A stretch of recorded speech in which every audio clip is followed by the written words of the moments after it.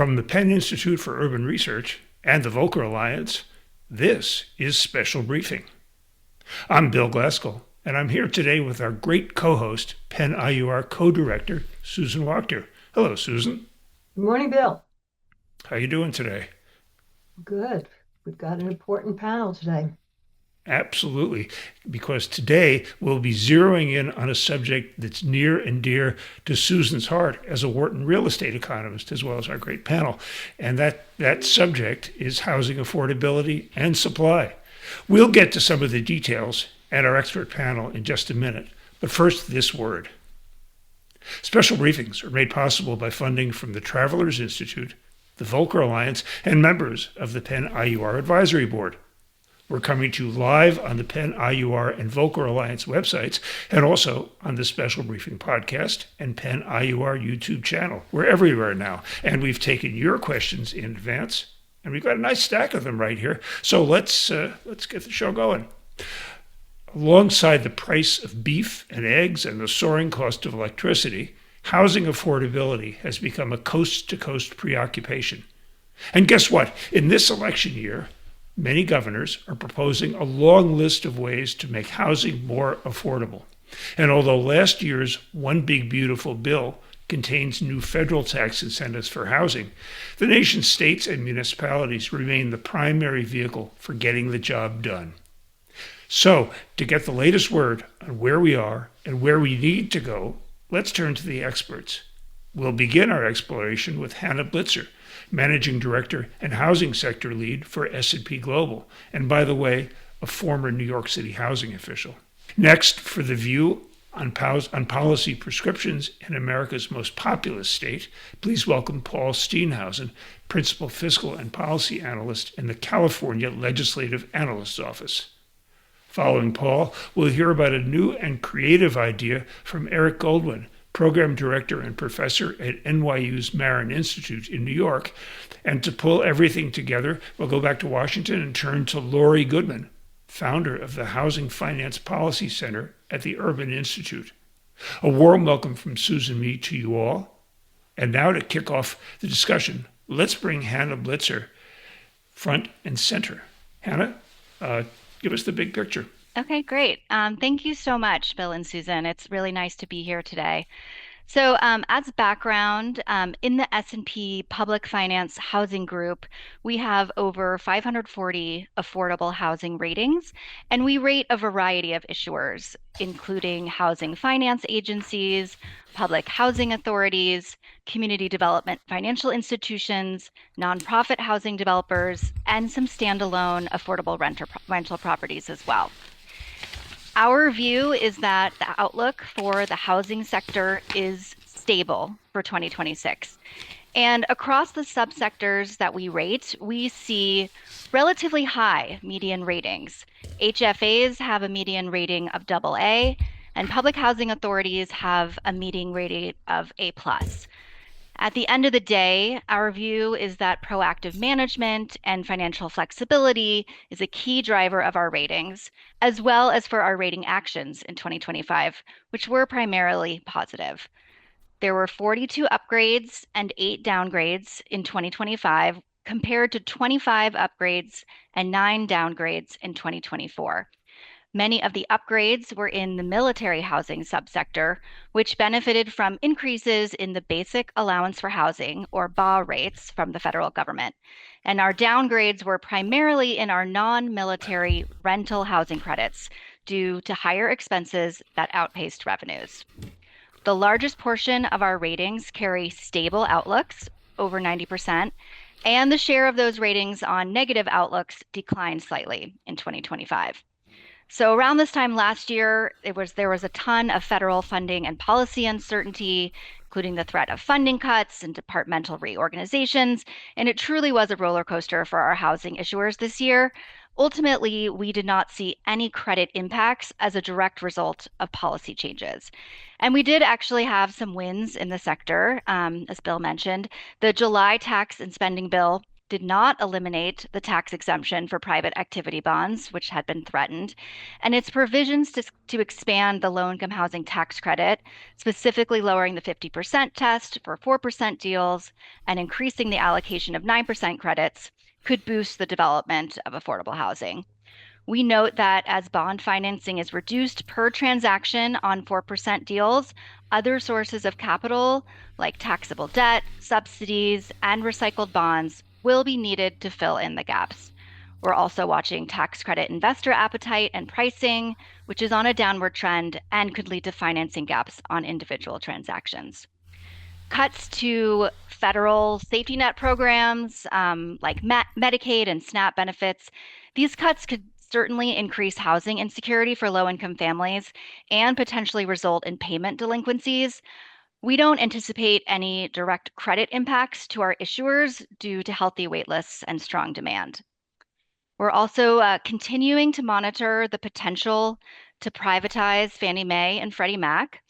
And S&P's view is that Fannie and Freddie will continue to receive government support if they exit conservatorship due to their critical role in the industry. In 2026, we expect to see continued issuance for mortgage revenue bond programs. This is the major driver for HFAs. And the issuance will be strong, likely below peaks, but very strong. We also expect increasing appetite to securitize multifamily loan pools. We've seen a lot of growth in that area as well. So just a little deep dive on HFAs. The HFAs that we rate performed well in the last couple of years with record levels of balance sheet growth and capital deployment. And as there is higher mortgage revenue bond issuance, that does mean that parity ratios tick downward. I want to note that we did not see any material credit impacts to our rated universe, but we are watching this for thinner programs. And our view is that the affordable housing sector will continue to grapple with a longstanding imbalance between limited supply and mounting demand. In the last year, home prices have stabilized slightly, but with inflation outpacing wage gains, we do expect the pressure on low-income households will continue to intensify. Mortgage rates have not decreased meaningfully despite the Fed easing, so that reduces the availability of existing housing inventory, which is generally less expensive than new housing inventory. So we haven't seen much loosening of the lock-in effect, and that might help reducing some of nationwide affordability constraints. But this could change in 2026, so we're continuing to watch. Our kind of global or national economist has indicated that the 30-year mortgage rate will likely be in the 5.6 to 5.9% rate in 2026. Now, that's according to our first quarter economic outlook, which was actually published in November. So we do publish this quarterly, and our second quarter economic outlook will come out this month. It just hadn't come out before today. So that estimate could be adjusted. So be on the lookout. And I will just conclude by saying that ultimately we believe that proactive management planning and financial flexibility are the key to mitigate policy and economic uncertainty for housing issuers. And historically, affordable housing issuers in our rated universe have navigated changing economic and policy environments, including COVID and the Great Financial Crisis. So we are continuing to view the sector as stable for 2026. Well, thank you, Hannah. We'll return to this in the Q&A, and let's go 3,000 miles to the west to Paul Steenhausen. Governor Newsom came out with his budget proposal not long ago.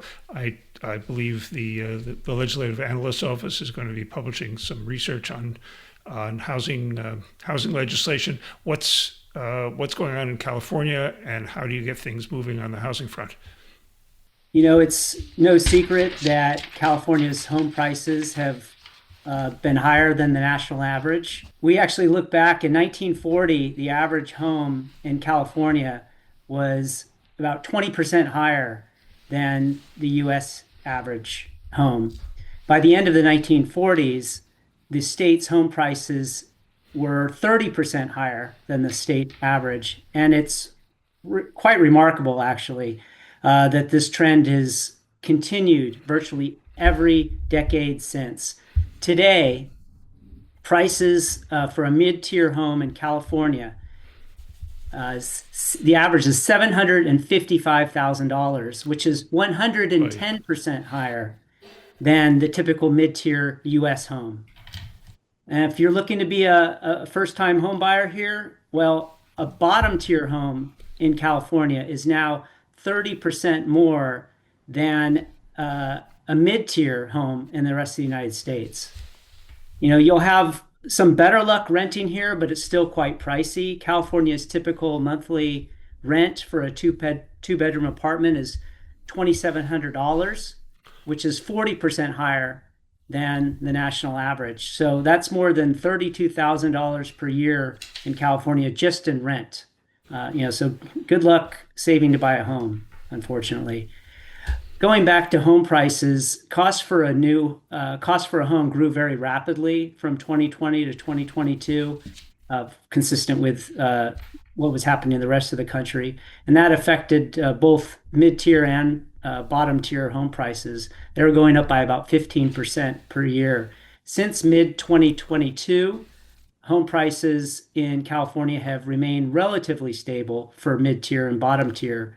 But while those home prices have stabilized, housing has become less affordable for most Californians, and incomes have not been keeping up with housing costs. While homelessness is a complex problem with many causes, the high cost of housing is a significant contributor. California makes up about 12% of the overall population of the country, but accounts for about 1/4 of the country's homelessness population.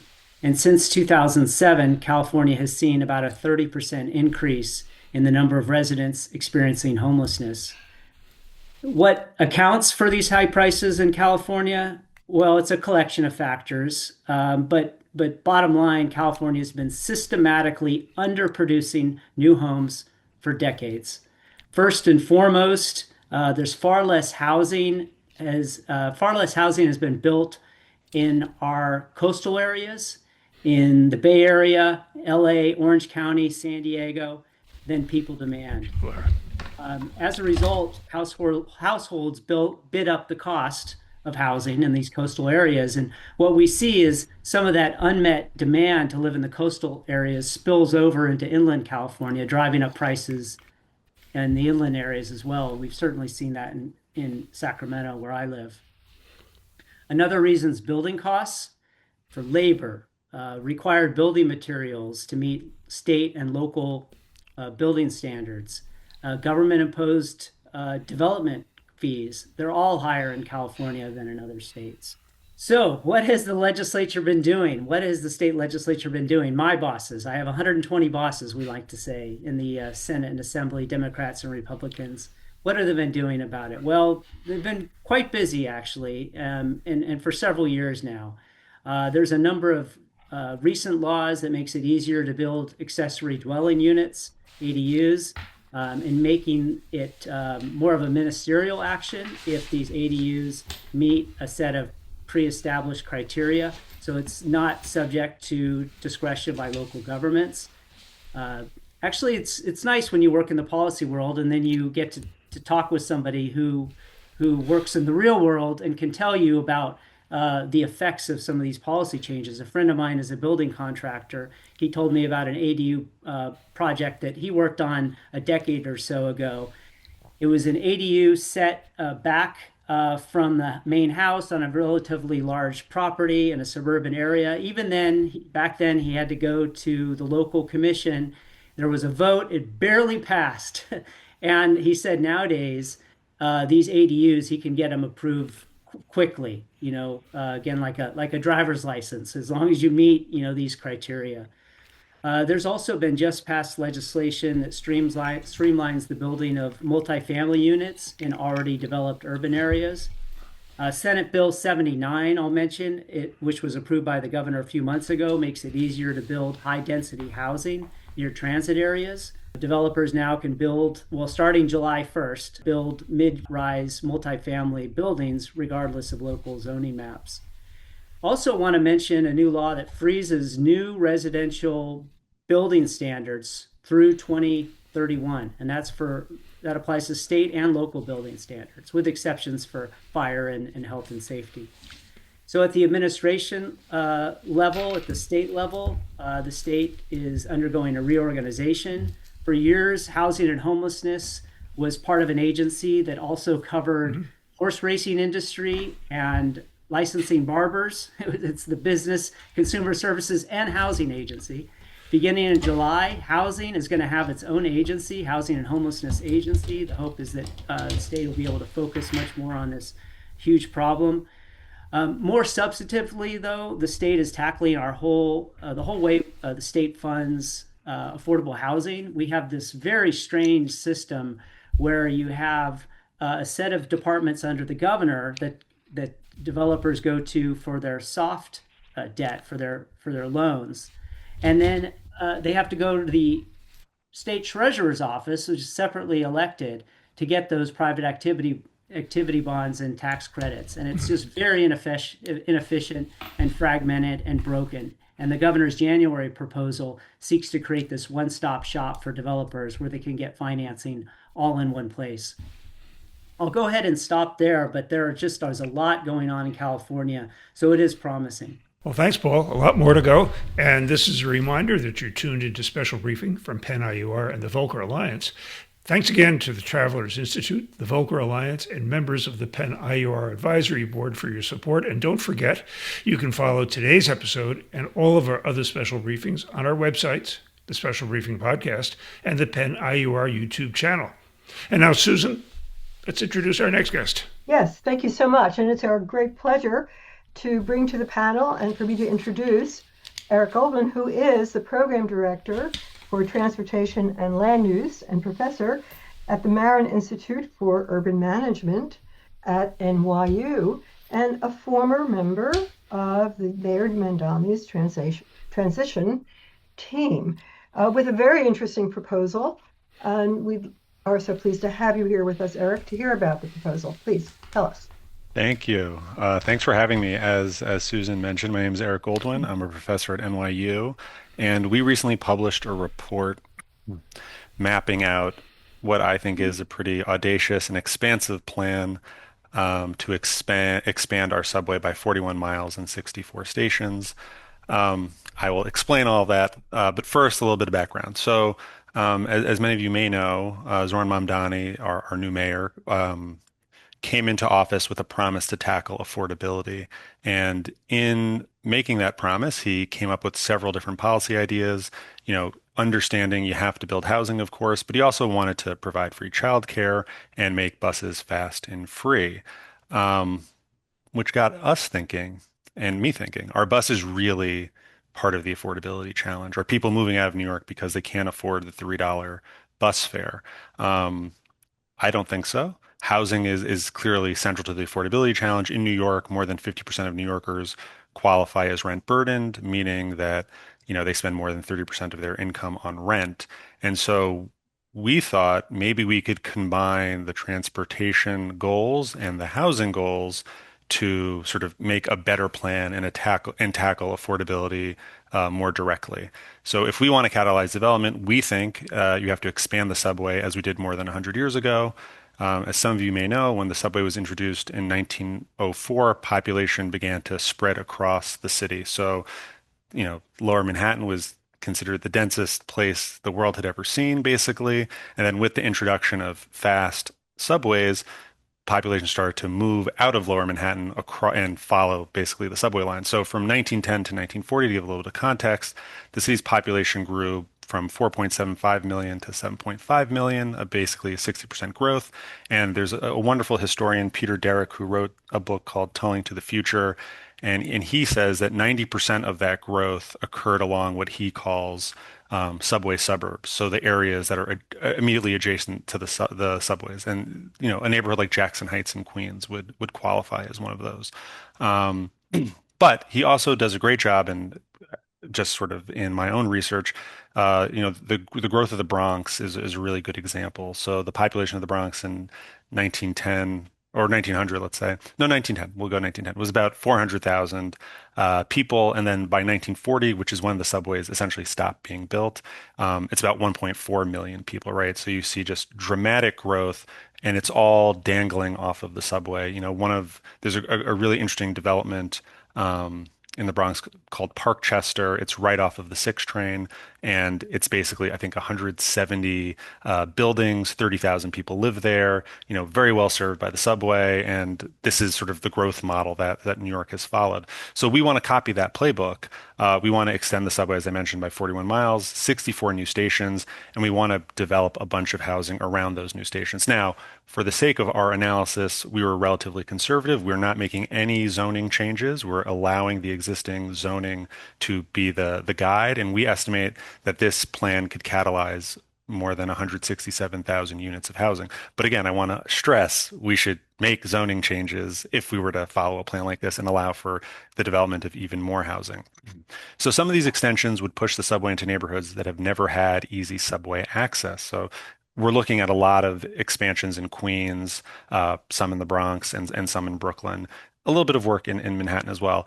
But we're also looking at, where people currently ride the bus, right? That's a very good predictor of where you have people that will ride transit. So Utica Avenue in Brooklyn, the busiest bus in Brooklyn. We want an extension down Utica. Fordham Road in the Bronx, the busiest bus in the Bronx. We want an extension east-west across the Bronx. Even in Manhattan, where we're littered with subways, 125th Street is one of the busiest bus corridors on a, per mile basis. We want to have a subway all across 125th Street. And then Hillside Avenue in Queens is another one where lots of bus ridership extend the train and sort of push into new neighborhoods. And so I just sort of want to conclude. Ultimately, we think this is a better use of the money that would be used to provide free buses, which is about $1 billion a year. And the name of our report is called A Better Billion. Because we think that instead of free buses, which would make some people's lives better, I don't want to pretend that it wouldn't. A large scale subway expansion would transform New York City in a way that we haven't seen in over 100 years, and it would have a serious impact on affordability and housing. If you look at sort of the construction boom that followed sort of the extension of the dual system in New York, you had massive construction in sort of the Grand Concourse area of the Bronx, where, honestly, there was probably overbuilding at the time and rents actually began to fall. There are other things going on during this period, I should point out. But we don't have really a growth plan that is based on transportation infrastructure. And really, if you want to move lots of people and build lots of housing, you need a high capacity system to get people into and out of jobs and housing. Anyhow, with that, I will stop. Thank you. So Eric, we're Oh, going to have thank you so much for yeah. that. We'll have a Q&A, obviously, but I just wanted to go back and have you state again for all of us the cost. Say a better Oh, billion. So yes. is it literally a billion? It's literally $1 billion a year over a 40-year period, right? So in order to provide free buses every year, it's going to cost $1 billion. And in order to build our plan, it would cost $1 billion in local money, and then you would qualify for some federal funding as well. In total, it's like $48 billion in 2025 dollars. So there you go. Sorry. So Thank over you. 40 years, $1 billion Yes, a year. exactly. And Correct. presumably this would be done through municipal finance. Well, Uh, so I'll just honestly say I don't know where the $1 billion for the mayor's free buses is going to come from, but we thought we would take we would use that as the basis of our plan and say, if there's this $1 billion that's available, let's think about the trade-offs and what would be a better use of that money. Gotcha. There you go. Yeah, that's a very traditional economist way of doing it. However, it moves the needle. So thank you very much Thank you. for the proposal. And we are now we'll come back to Eric for Q&A as well as all our wonderful panelists. And to wrap us up, we are so pleased to have with us Laurie Goodman, who is fellow and the founder of the Housing Finance Policy Center at the Urban Institute, who will give us a big picture of what hopefully could increase affordable housing across the country and where we are today. Laurie? So thank you very much for having me. I appreciate the opportunity to be here. Let's start with where are we now in terms of housing affordability. We look at housing affordability as the percent of income the average household will spend on housing costs, buying the average home at today's interest rates, including taxes and insurance payments. That's clearly better than it was a year ago. Home prices are approximately where they were then, but household incomes have grown, and mortgage rates have moved from the high sixes to the low sixes. That said, housing affordability looks terrible in a historical context. We're approximately where we were just before the great financial crisis, close to the 2005 peaks. To put it in perspective, the average family today buying the average house at today's interest rates, putting 3.5% down, will spend 34.7% of their income on their mortgage payments, taxes, and insurance. The average since 2000 has been 28%. The reason housing is so unaffordable is because we have an acute housing supply shortage, which drives up both home prices and rents. While estimates differ on this depending on their methodology, most economists have put the supply shortage as somewhere between 2 and 4 million units a year, or about 1 to 1.5 to 3% of the outstanding stock. This is generally estimated by looking at how much lower the vacancy rate is than the historical average, and then adding to that the households that haven't formed due to the lack of supply, namely young adults living in their parents' basements and families doubled up. It's important to realize that this supply shortage simply reflects the dynamics of supply and demand. Supply is the number of units available, single family plus multifamily plus manufactured housing. Demand is determined by the number of households who demand housing, both owners and renters. The supply versus demand interrelationship determines both home prices and rents. By contrast, homeowner affordability is governed by home prices as set by supply and demand, credit availability, and the cost of credit. It's important to realize that when we take steps to make homeownership more available by increasing down payment assistance, for example, we don't affect either the supply or the demand for housing. I still demand 1 unit of housing, whether I'm an owner or a renter. We do increase the likelihood that there will be one more homeowner and one less renter. Similarly, banning institutional ownership of single-family rental homes doesn't affect either the supply or demand for homes. That is constant whether I own my own home or I rent from either a large investor or a small one, and hence it doesn't really affect prices or rents. It's important to realize that this lack of supply doesn't have one cause. It has many causes, including zoning restrictions, building codes, the high cost of labor and materials. The cost of land has gone up much more than the cost of building over the last 15 years. This suggests that we need to build higher density. The NAHB, the National Association of Home Builders, estimates that regulatory costs add 24% to the cost of a single-family home, more on a multifamily structure. The high costs of labor and materials are well documented. Zoning is a particularly hard nut to crack as it is governed at the state and local level. No one will admit they don't want higher density. The excuse, oh, we'd love to allow for higher density, but unfortunately, we just don't have the infrastructure to support it. Our roads, our high schools, they just can't support it. ADUs or accessory dwelling units have come to be regarded as politically acceptable higher density. And California, as you heard earlier, has done a lot here in terms of making it easier to build ADUs. An accessory dwelling unit is an extra unit added to a single family property. It can be a carve out within the house, a garage conversion, or a backyard addition. In 2016, California began to pass legislation allowing ADUs as a matter of right.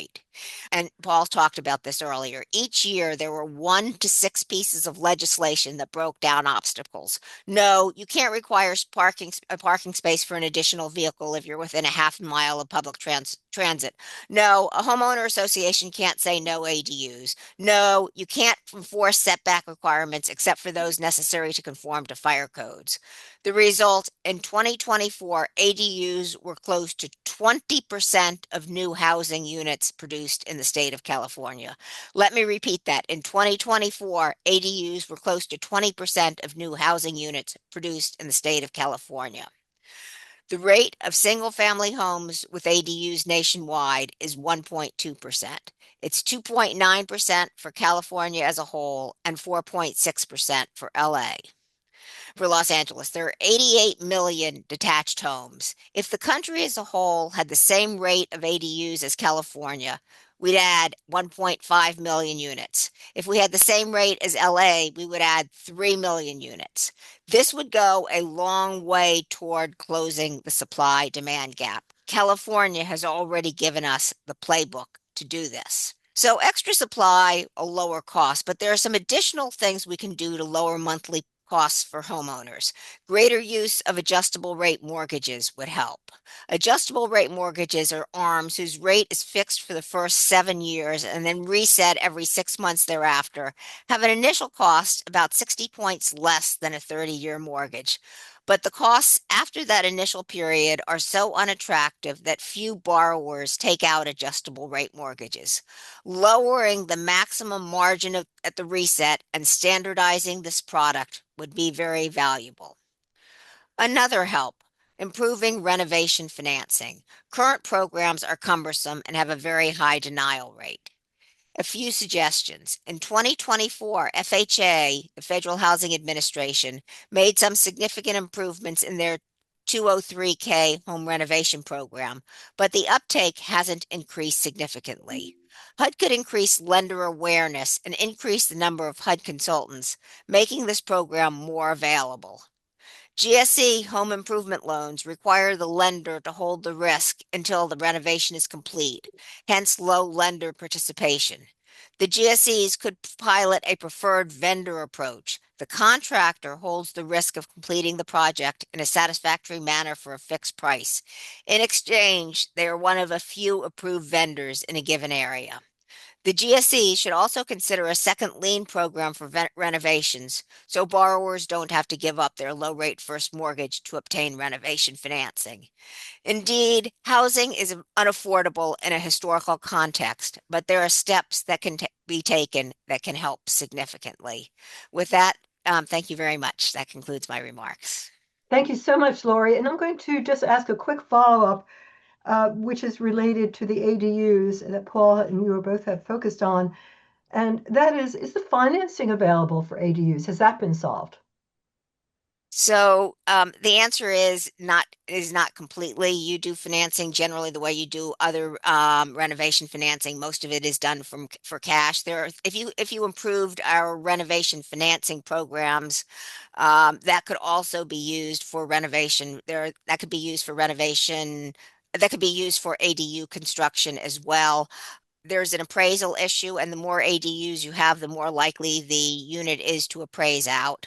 There's also, do you count the income from a unit that hasn't been built? And FHA now counts 50% of that income. No one else counts any of that income because you can't guarantee it's going to be used, it's going to be rented out. But that is another set of issues. And then the third set of issues is the general cumbersomeness of renovation financing in general. So no, the financing issues haven't been solved, and there's a lot that can be done there. It's unfortunate that it hasn't been solved, but on the other hand, as you just said, there's much that can come out There's of much that can be it. done on the regulatory, in terms of just making it easier to build ADUs as a matter of right. Particularly if this were to be rolled out for the nation as a whole. Bill? Yes.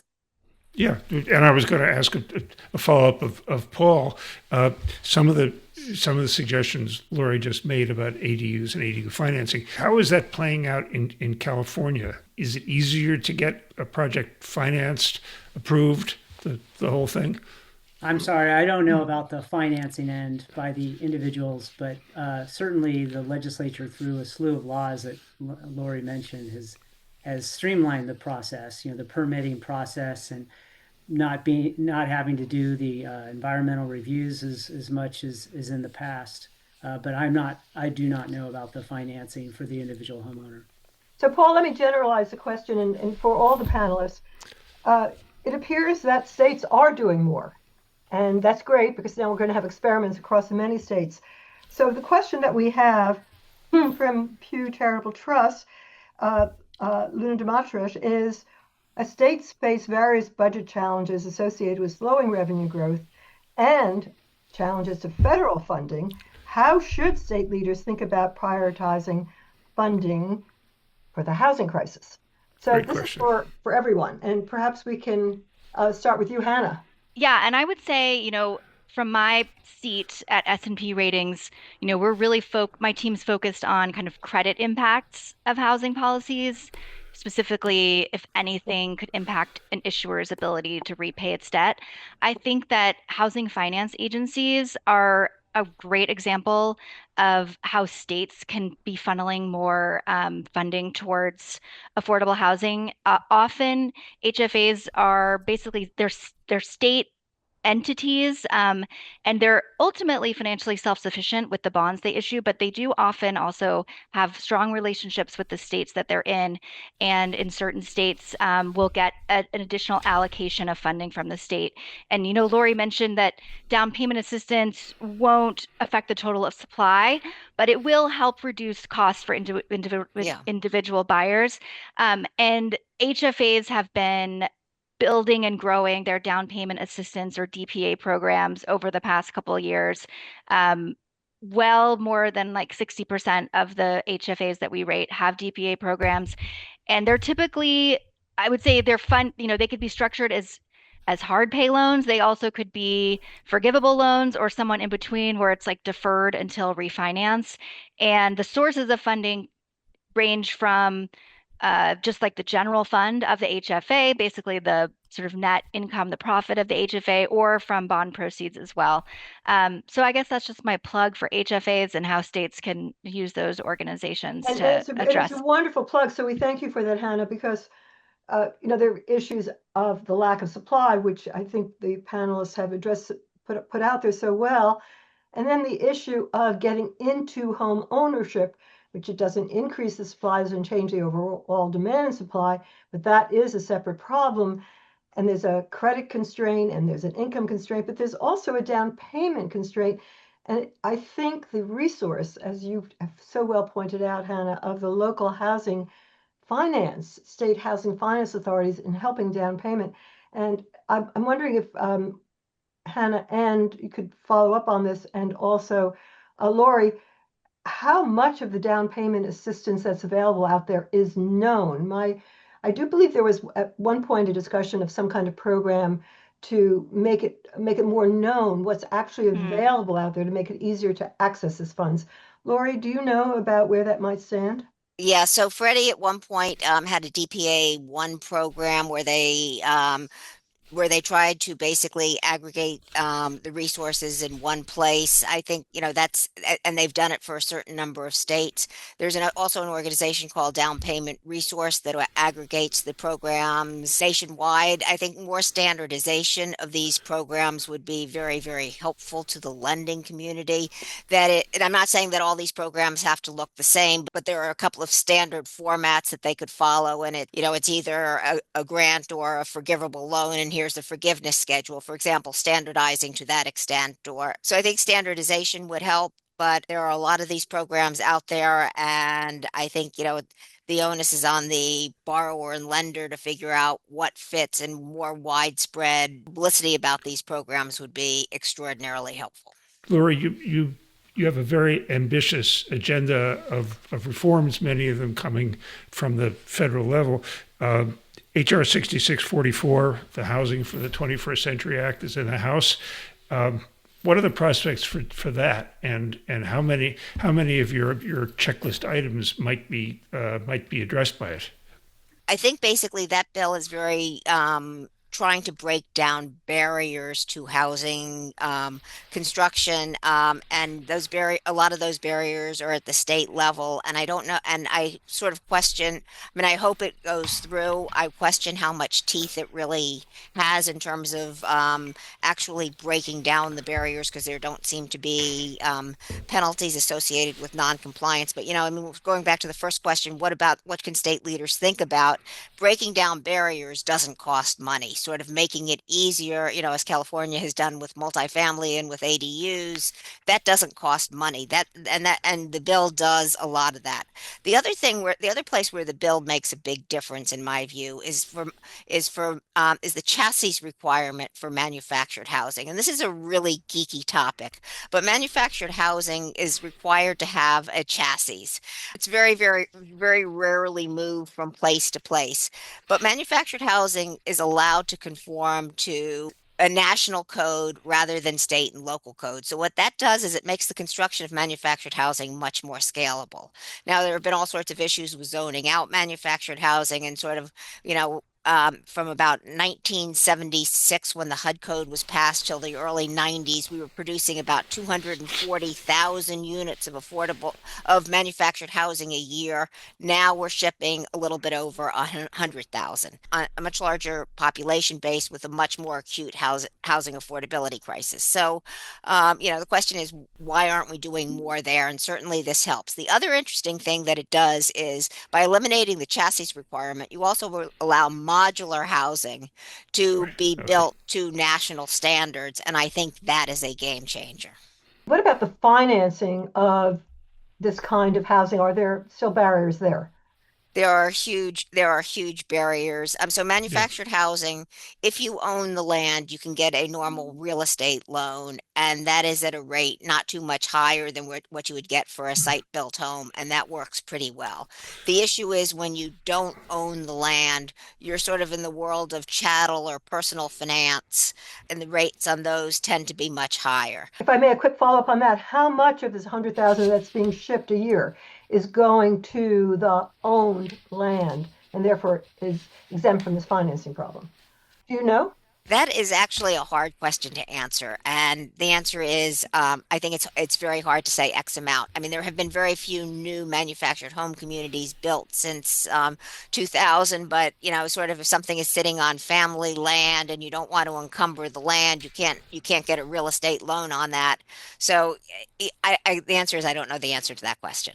Okay, but it's probably less than it was before because historically it's been going to manufactured communities, which is, we don't have that happening, as you just said. Susan had asked about down payment assistance programs. I just wanted to highlight one program in California the legislature has funded just in the past budget. This is actually the third round of funding.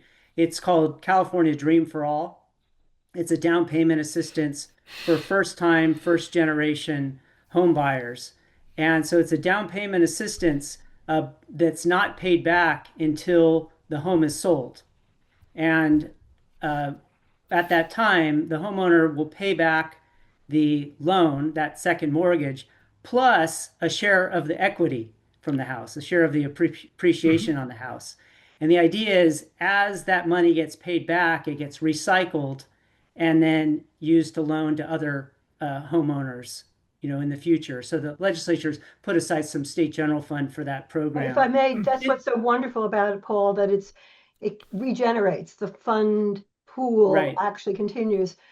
And how much of a down payment assistance is it provided? How low can the down payment be with this second lien assistance? It's 3.5% down payment which assistance. Is pretty and wonderful for California because California homes, many of them don't qualify for FHA. So this is a way. Yeah, I keep going back to what Laurie was saying though, is what some have earlier rounds have found is they get this voucher for the down payment assistance and they go out and it's hard for them to find a house. So it all comes back to supply.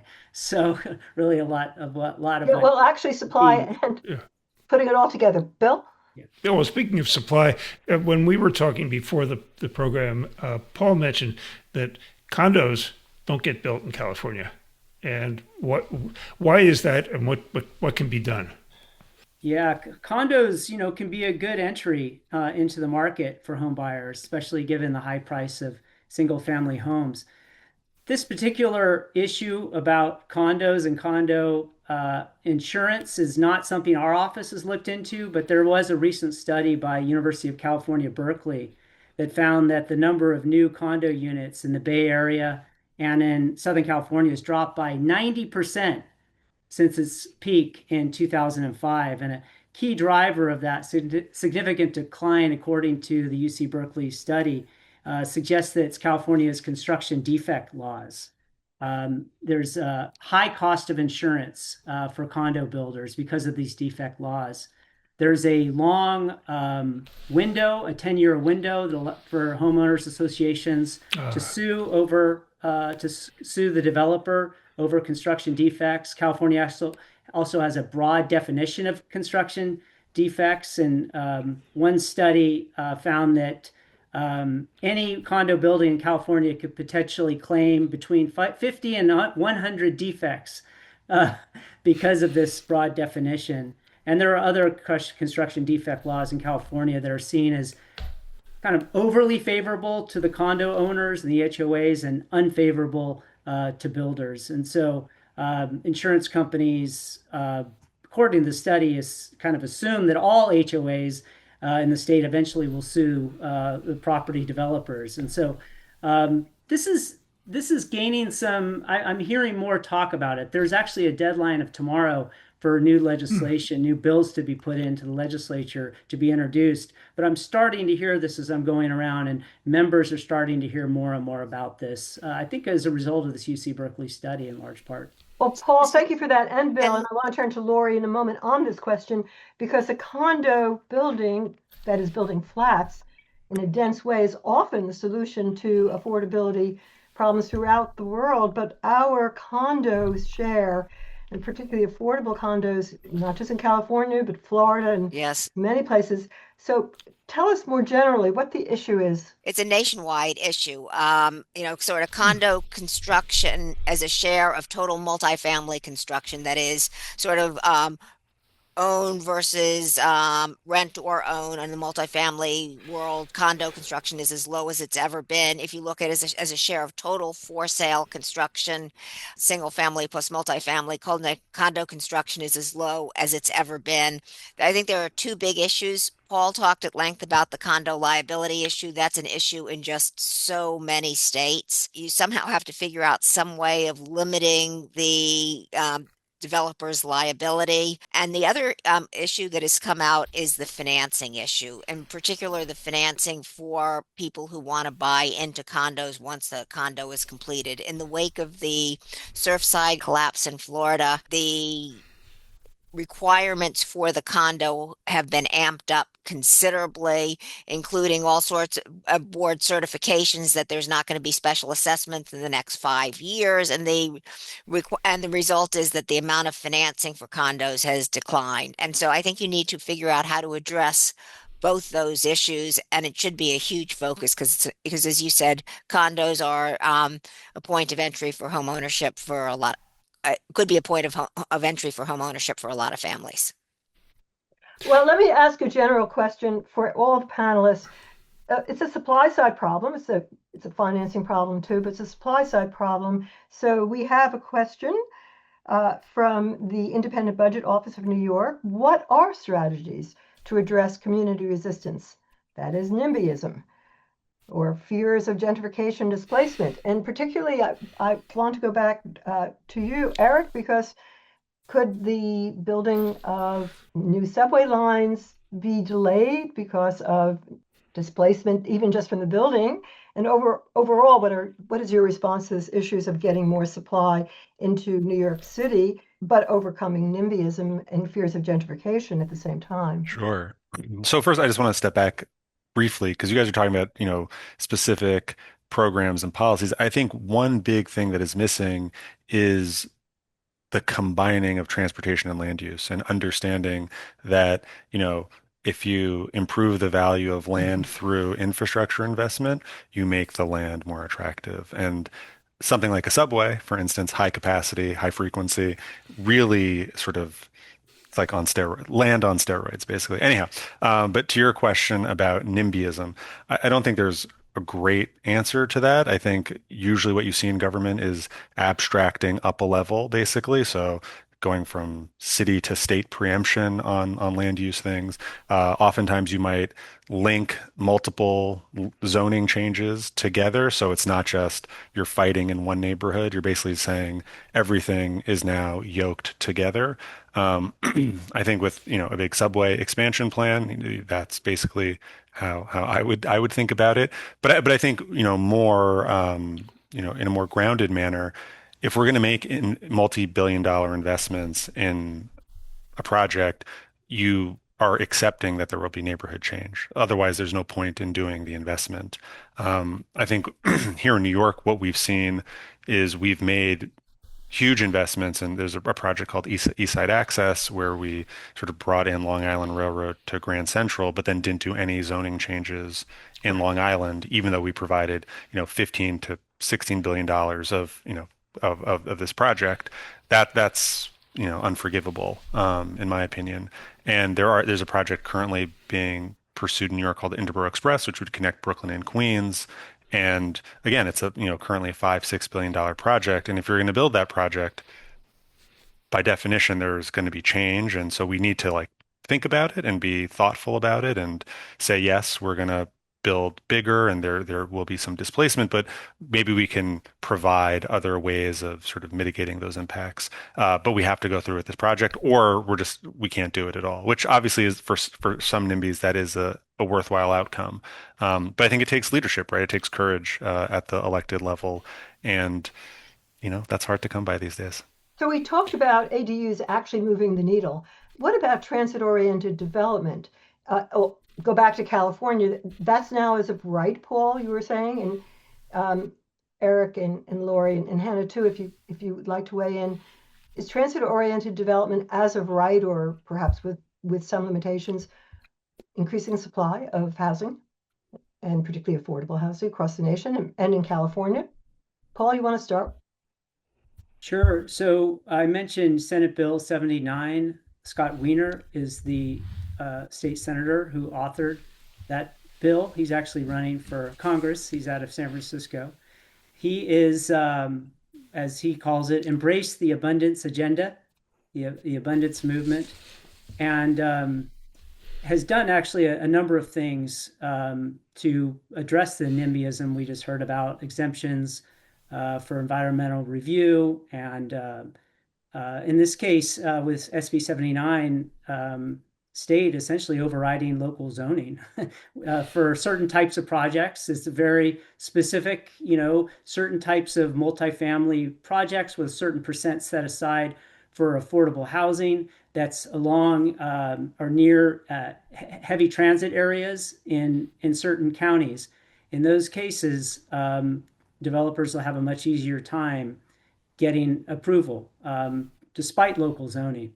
So that's a big example. Now that actually doesn't take effect, that law, until July 1st, 2026, and really be phased in over a period of number of years as locals have to update their local housing plans, housing elements. But so it remains to be seen what the impact will be. Of course, there's a lot of local angst about this. So we'll see kind of how it plays out. So I think in the U.S. it's very mixed, and I think part of it is that our transit is not great in most places. But if you go to Vancouver, British Columbia, there's Vancouver is the city, Burnaby is the city next to it, and they have seen just sort of rapid growth as sort of SkyTrain has expanded out. If you go to Google Maps, or if you go to Vancouver and you take the train, they're basically 20-story towers, just one after the other around the station. Also gigantic road infrastructure, so they're trying to get the best of both worlds. But they've seen dramatic housing growth and population growth following their TOD plans. Eric, you're so right to point to the transportation has to be there if there's going to be transportation-oriented development. Just thinking about, strangely enough, in Philadelphia, one of the nodes where a huge amount of multifamily, not affordable, but certainly still we need it for middle income, is now in Exton and farther out, and it's served by Amtrak, believe it or not. So here's a question.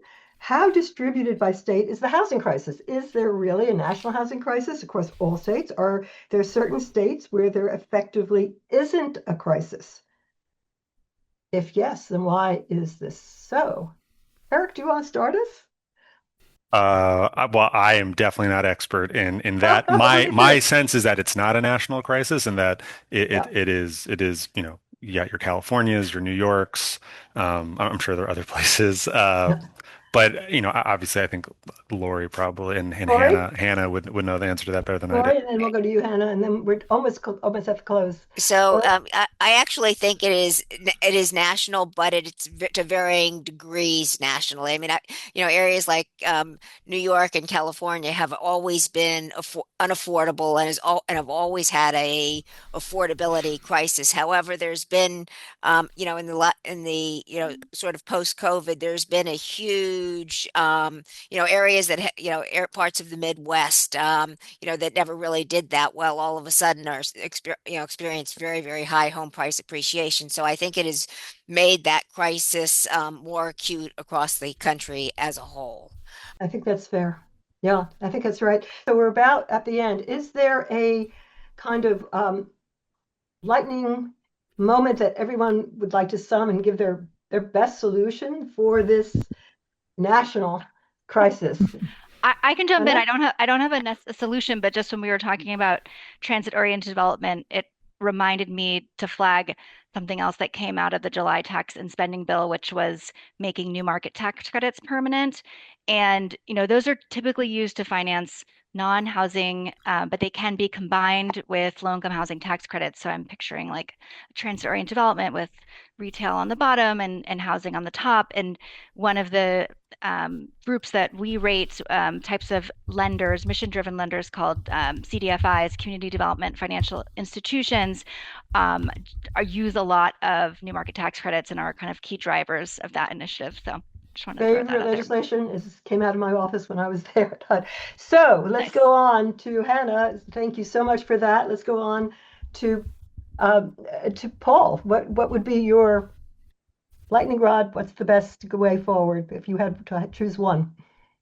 Well, I'd actually like to. We haven't talked too much about it, but as far as housing for low income people and extremely low income in California, there's only 24 units of housing that's available and affordable for every 100 extremely low income households. And so it's almost like that game when we were kids of musical chairs. There's just not enough chairs. And Yes. so I think a lot about what Hannah just mentioned with the tax credits. California needs to make sure we're leveraging the federal tax credits. That's free money to leverage that, start with that. And that's something that our office is analyzing now. So just being strategic with how we fund the affordable housing and filling in that gap. So the solution to the affordability crisis is more supply. We have to build more. It would obviously be great to build more affordable. That oftentimes requires subsidy, but building more of anything helps bring down prices and rents. And on the demand side, we shouldn't worry about, down payment assistance is going to drive up prices. It won't. It will just simply create more homeowners because you aren't altering that basic supply and demand relationship. Build subways and unlock development potential. Okay, Bill, back to you. Amen to that. And that is it for this edition of Special Briefing. Thank you so much to Susan Wachter and all of our panelists and our wonderful audience. And special thanks to our production team, Megan Schmigdal, Amy Montgomery, Wesley Grant, Alexa Halim, Noah Ritzenberg, Natalia Trujillo, and Divine Adenyi. You can see our speaker contacts up on the screen. Thank you to the Travelers Institute, the Volcker Alliance, and members of the Penn IUR Advisory Board for your generous support. We'll be back on Thursday, March 26th, mark that in your calendar, with a special briefing on transportation in the era of the new federalism, and a special guest co-host, Leslie Richards, from Penn and Pennsylvania transportation policy fame. And so until March 26th, I'm Bill Glasgall on behalf of Susan Wachter and the special briefing team and our panel, and we'll see you again in March.